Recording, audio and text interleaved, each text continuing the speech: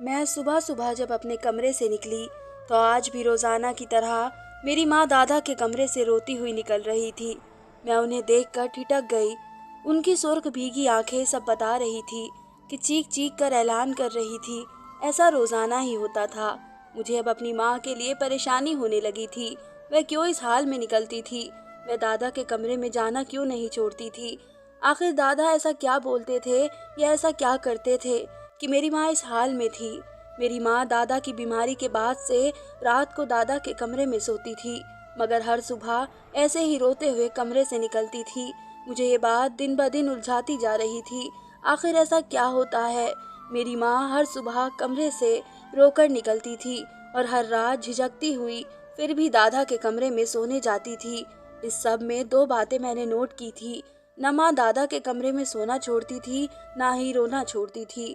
आखिर ऐसी भी क्या मजबूरी आ गई थी? मैंने बहुत बार माँ से वजह पूछने की कोशिश की, मगर वह मुझे टाल देती थी। मैंने अब माँ से पूछने की बजाय खुद असली बात तक पहुँचने का सोचा।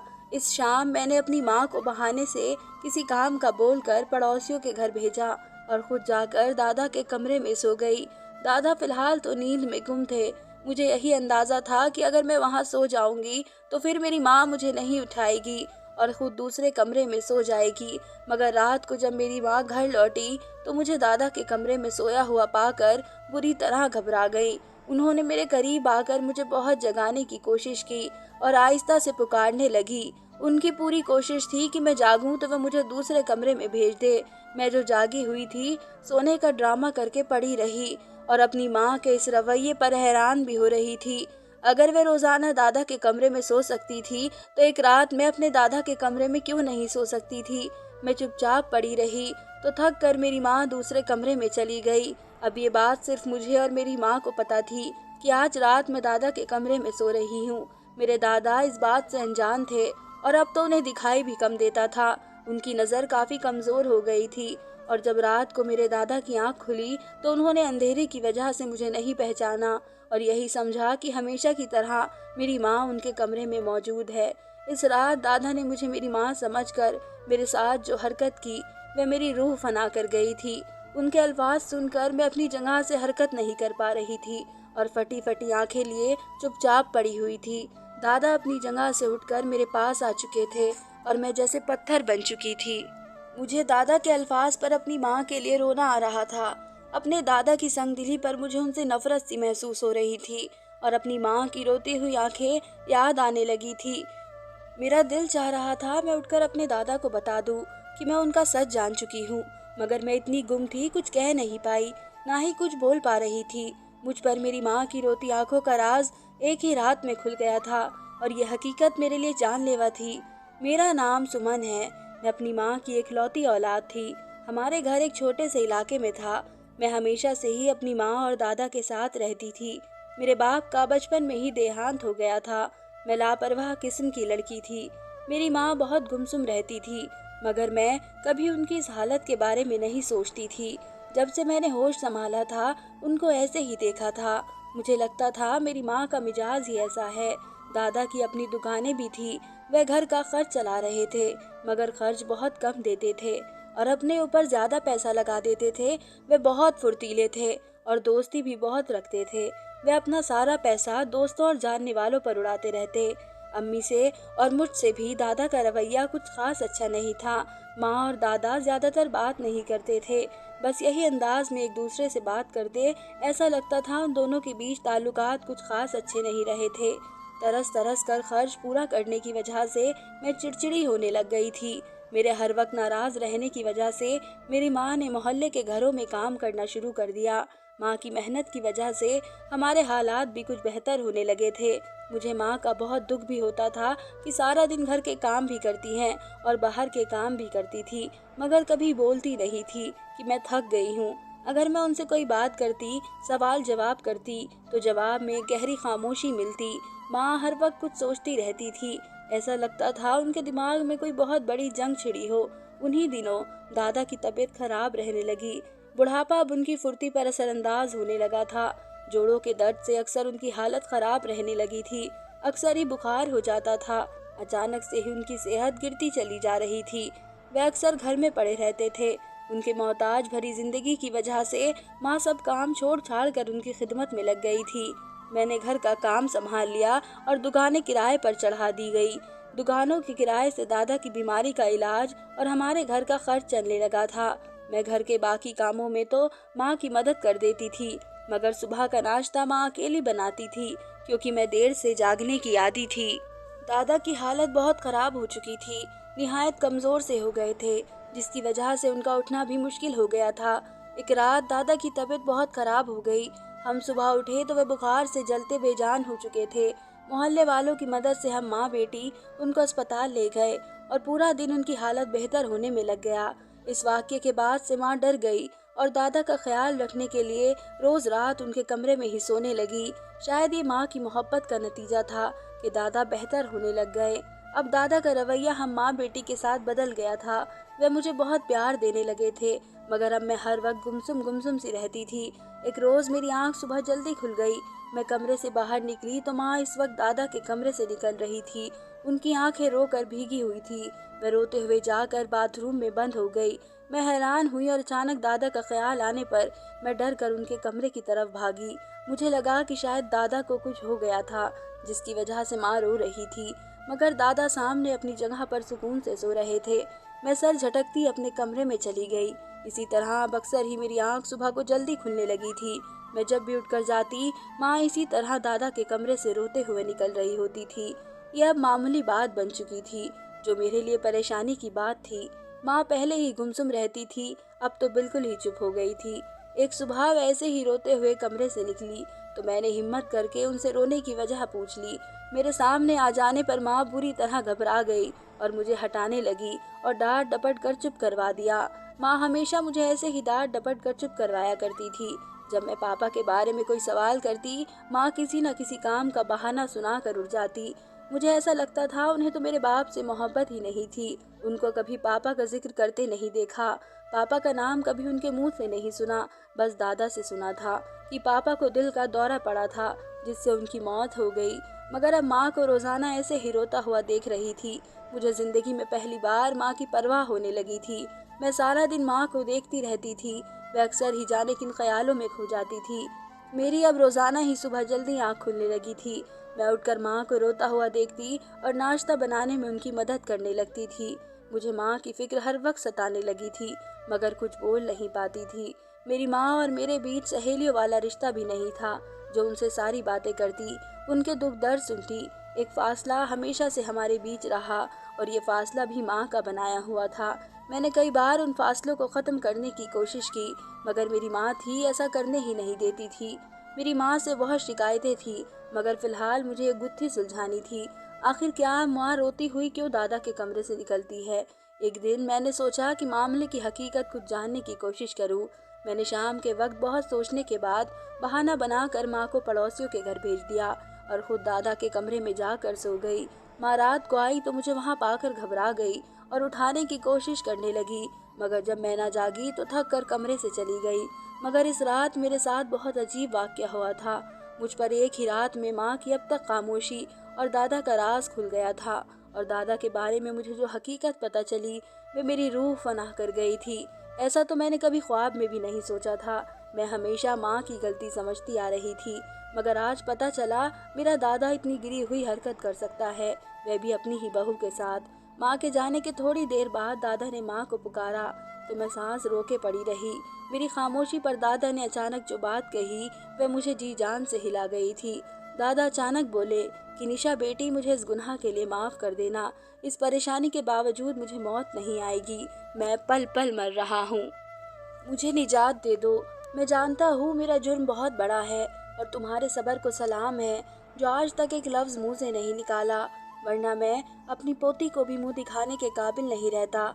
मैं हैरत से पड़ी हुई थी। न जाने दादा किस गुनाह की माफ़ी मांग रहे थे। उन्होंने ऐसा क्या किया था जो मुझे भी मुँह दिखाने के काबिल नहीं रहते। दादा मुसलसल बोलते जा रहे थे और मैं खामोशी से सुन रही थी। मुझे मालूम नहीं था दादा आज कैसा गुनाह कबूल करने वाले थे। दादा बोल रहे थे, निशा बेटी, मैं तुम्हारा मुजरिम हूँ। दादा की अगली बात से मुझे झटका लग गया था। ये राज मेरी रूह को जख्मी कर गया था। वह बोले कि तुम्हारी वीरान जिंदगी और अपने बेटे की मौत का जिम्मेदार मैं ही हूँ। तुम्हारी खामोशी फर्मेबरदारी मुझे बेमौत मार रही है। बेटी, मुझे रातों को नींद नहीं आती।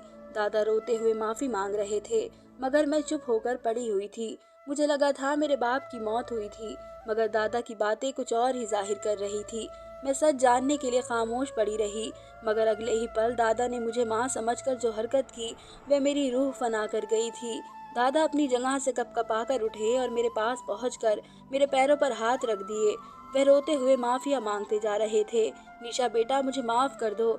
मैंने बहुत बड़ा गुनाह किया था, इसलिए ऊपर वाले ने मुझे सज़ा दी है। मैं बगैर गोलियों के सो नहीं सकता और रूह में तकलीफ महसूस करता हूँ। मुझे कहीं चैन नहीं मिल रहा। बेटा, मुझे माफ़ कर दो। इस गुनाह के लिए तुम्हारी बेटी को यतीम करने वाला जालिम दादा हूँ मैं। दादा की बातों से बौखला रही थी। इस पर उनके पैरों पर हाथ रखने की हरकत मुझे पागल कर चुकी थी। दादा को मेरी खामोशी से भी फर्क नहीं पड़ रहा था।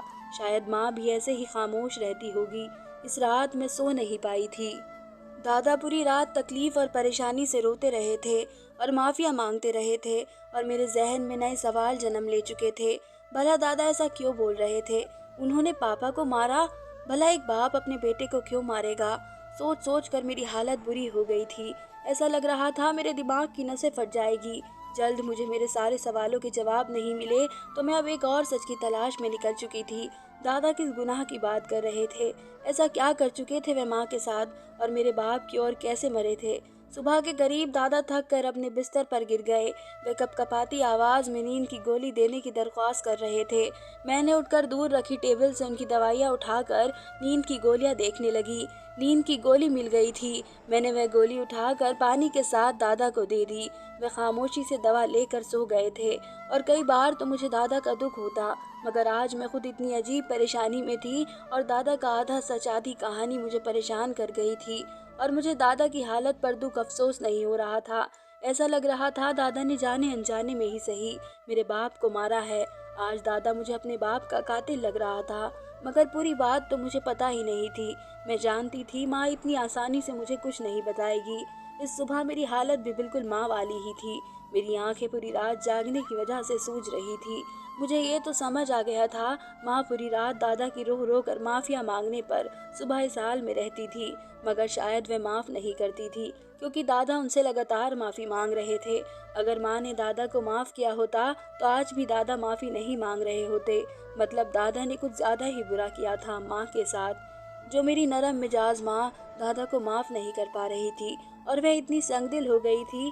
अभी सुबह माँ ने मुझे देखकर नजरें चुराते हुए सख्ती से बताया कि मैं आइंदा दादा के कमरे में सोने न जाया करूं। मैंने खामोशी से सर हिला दिया और माँ के साथ नाश्ता बनाने लगी। कामों से फारिग होकर हम माँ बेटी बैठे तो मैंने माँ से सवाल किया कि मेरा बाप कैसे मरा था। मेरे सवाल पर माँ के चेहरे का रंग उड़ गया था। वह चौंक कर रह गई थी। बोली कि ऊपर वाले ने बस इतनी ही जिंदगी रखी थी उनकी, मगर मुझे माँ के जवाब से तसल्ली नहीं मिल पा रही थी। मैंने जिद करते हुए माँ से सवाल किया और कहा कि मैं अब दादा की रात भर मांगी जाने वाली माफियों की वजह से आधा सच जान चुकी हूँ। मुझे पूरी सच्चाई जाननी है। मैंने माँ के आगे हाथ जोड़ते हुए मिन्नतें की, मुझे पूरा सच बता दें, क्योंकि मेरा दिमाग इस आधी बात का गलत मतलब ले रहा था। मैं नहीं चाहती थी कि मैं अपने दादा और माँ के बारे में कुछ उल्टा सीधा सोचूं। मेरी बात पर माँ मुझ पर गुस्सा हुई और चुप करवाना चाहा, मगर आज मैं भी जिद पर अड़ी थी। मैंने जब माँ से ऐसी जिद की तो वह मेरे अल्फाज पर बौखला गई और बोली कि वह नहीं चाहते कि दादा की इस उम्र में उनकी पोती को उनके खिलाफ कर दे। जिंदगी में जो होना था हो चुका और मैं जिद ना करूं, मगर मैं जिद्दी थी कि मुझे पूरा सच बताया जाए। माँ मुझे टालती रही और इसी टाल मटोल में 2-3 दिन गुजर गए थे। मेरा दिमाग हर वक्त दादा की बातों में हिटका रहता था। माँ के मुंह से सच उगलवाने के लिए मैंने भूख हड़ताल की और 2 दिन कुछ ना खाने की वजह से मैं 2 दिन में ही सालों की बीमार लगने लगी। क्योंकि मैं पहले से ही कमजोर और दुबली पतली थी तो वो मेरी जिद के आगे हार मान गई और मुझे अपनी जिंदगी की कहानी सुना डाली। माँ की कहानी सुनकर मेरी आंखें भर आई थी। अपने दादा की इतनी गिरी हुई शख्सियत के बारे में जानकर मेरा दिल भर आया था। उन्हें अपने दादा कहते हुए मुझे भी शर्म आ रही थी, जो मेरी माँ के लिए परेशानी का कारण बना और मेरे बाप का कातिल था। वाकई मेरी माँ का सब्र इनको मौत से पहले इतनी परेशानी देने की वजह बन रहा था। माँ ने बताया कि उनकी और मेरे बाप की पसंद की शादी थी। दादी जिंदा नहीं थी और मेरे दादा हमेशा से ही अपनी यतीम भतीजी का ब्याह तेरे पापा से कराना चाहते थे। दादा की भतीजी दादा के पास ही रहती थी। वे चाहते थे वे सारी जिंदगी उनके पास रहे, मगर मेरा बाप मेरी माँ से शादी करना चाहता था। मेरे बाप की बहुत ज्यादा देर और लड़ाई झगड़े की वजह से दादा हार मान गए और मेरे बाप की शादी करवा दी। मगर पहले रोज से दादा ने कभी माँ को बहू नहीं समझा था। वे हमेशा बहाने बहाने से उन्हें जलील करने की कोशिश करते रहते थे, मगर माँ मेरे बाप के खातिर सब खामोशी से सहती रहती थी और जुबान पर कभी शिकायत नहीं लाई। उनके सारे जुल्म खामोशी से सहती रही। उनकी सख्ती और नाराजगी भरे दिनों में ही मेरी माँ को माँ बनने की खुशी मिली थी। मेरा बाप और माँ दोनों खुश हो गए थे और दादा बजाय खुश होने के बहुत गुस्सा हो गए। उनकी भतीजी भी इस जलन में उनके साथ थी। दादा की भतीजी ने हर मुमकिन कोशिश की थी माँ के औलाद ना हो सके, मगर मैं अपने वक्त पर दुनिया में आ गई थी। मेरे आने पर मेरे पापा बहुत ज्यादा खुश थे। वे मुझसे बहुत प्यार करते थे। दादा और उनकी भतीजी की चालें सातवें आसमान पर थी और मेरी माँ मेरे साथ मगन रहने लगी थी। मेरी माँ को मालूम नहीं था कि उनका ससुर इस हद तक गिर जाएगा। अभी मैं चंद महीने की हुई थी कि दादा और उनकी भतीजी ने मेरी माँ के किरदार को मेरे बाप के सामने दागदार बनाने की कोशिश करने लगे थे। अक्सर मेरी माँ के फ़ोन पर रॉन्ग नंबर से कॉल करने लगे और कभी घर के दरवाजे पर हर दूसरे दिन कोई मर्द आकर खड़ा हो जाता। मेरा बाप मुसलसल होती ऐसी हरकतों पर मेरी माँ से सवाल करने पर मजबूर हो गया था। मैंने परेशानी से उन्हें सच बताया था कि वह किसी मर्द को नहीं जानती। मेरे बाप को माँ पर एतबार था, तभी खामोश हो गए थे। मगर ये बात अब बढ़ चुकी थी। मर्द अब घर के अंदर भी आने लगे थे। एक रोज मेरे बाप काम से लौटे तो उनके कमरे में माँ के पास कोई मर्द मौजूद था। वह खुद भी अचानक कमरे में आ जाने वाले गैर मर्द से घबरा चुकी थी। अभी वह कोई सवाल करती कि मेरे बाप पहुंच गए। अपनी आंखों से अपनी बीवी को किसी गैर मर्द के साथ देखकर मेरे बाप बर्दाश्त नहीं कर सके और वही दिल पकड़कर जमीन पर बैठ गिरते चले गए थे। उनको दादा जल्दी डॉक्टर के पास ले गए, मगर डॉक्टर ने कहा दौरा इतना खतरनाक था कि उसी वक्त मरीज जान से हाथ धो बैठा। दादा और उनकी भतीजी की चाल उल्टी गई थी।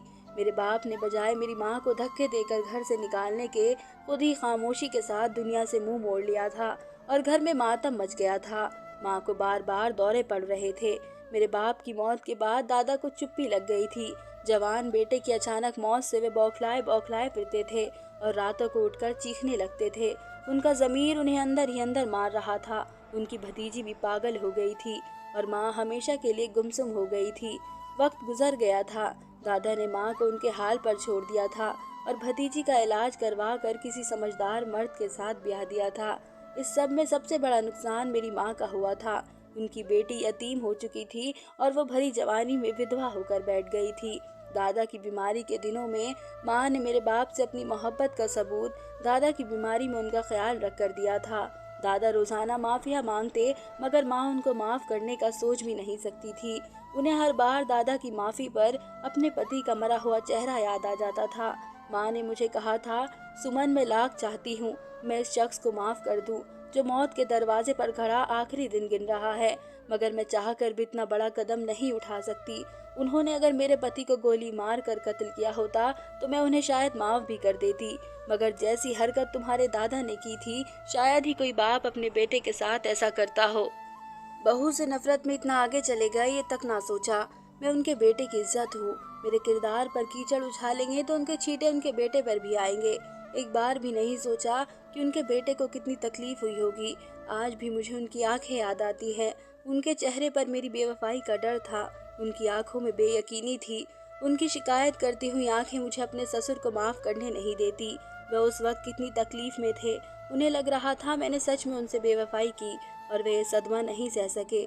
मुझे कुछ बोलने का, अपनी सफाई का भी मौका नहीं दिया और ऐसे ही नाराज होकर मुझसे दूर चले गए और मैं जिंदा बच गई। अब हर रात तुम्हारे दादा माफी मांगते हैं, बीते दिनों की राख कर देते हैं। अब उनकी वही भतीजी उन्हें पूछती तक नहीं। वह अपने पति और बच्चों के साथ खुश है, जिसके लिए तुम्हारे दादा ने अपना, मेरा और तुम्हारा इतना बड़ा नुकसान कर दिया। अब इसकी खुदगर्जी पर पछतावा है, मगर अब पछताने का क्या फायदा। अब तो बहुत देर हो चुकी थी। मैं उस दिन से तकलीफ में हूँ। सोने लेटती हूँ तो उनकी शिकायत करती हुई आंखें नजर आती है और उनके सीने में उठता हुआ दर्द मैं अपने सीने में महसूस करती हूँ। माँ की बात सुनकर मुझे लग रहा था मेरा दिल दर्द से फट जाएगा। तभी मैंने माँ से कहा, आप जो दादा के साथ रहती थी, आप ये घर छोड़कर क्यों नहीं गई? तब माँ बोली, घर छोड़कर कहाँ जाती, कौन मुझे बेटी के साथ अपने घर में रखता। मैं इस कदर सदमे में थी, शुरू में मुझे कुछ समझ नहीं आया कि क्या हो गया है और मैं तुम्हें कहाँ ले जाती। दर दर की ठोकरें खाते, इसलिए मैं यहीं रह गई ताकि तुम्हारे दादा का तुम्हारे सर पर साया बना रहे। मैं सब सुनकर चुप के चुप होकर रह गई थी। न जाने दादा की कितनी जिंदगी बाकी थी। दादा क्यों नफरत में इतने अंधे हो गए थे कि अपना इतना बड़ा नुकसान कर लिया। मुझे माँ का बहुत दुख हो रहा था, तो दूसरी तरफ दादा पर भी गुस्से के साथ साथ तरस भी आ रहा था, क्योंकि अब उनकी हालत तरस खाने जैसी ही थी। शायद कभी माँ उन्हें माफ़ करने की सोच भी पाएंगी या नहीं, मगर अभी वह ये नहीं कर पा रही थी और मुझे लगता है कि माँ कभी भी दादा को माफ़ नहीं कर सकेगी। उम्मीद करती हूँ आप सबको मेरी ये कहानी पसंद आएगी। धन्यवाद दोस्तों।